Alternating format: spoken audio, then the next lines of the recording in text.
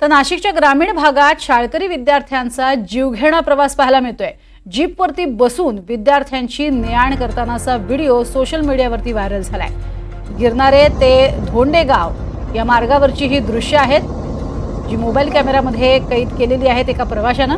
प्रादेशिक परिवहन विभागासह नाशिक ग्रामीण पोलिसांचं मात्र या सगळ्याकडे दुर्लक्ष आहे। एखादी दुर्घटना घडण्याची प्रशासन वाट पाहतंय का, असाही प्रश्न उपस्थित केला जातोय।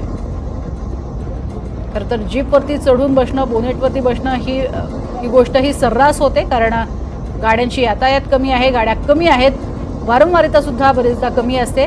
मात्र तरीही हे असे प्रकार विद्यार्थ्यांच्या बाबतीत घडू नयेत एवढं मात्र नक्की।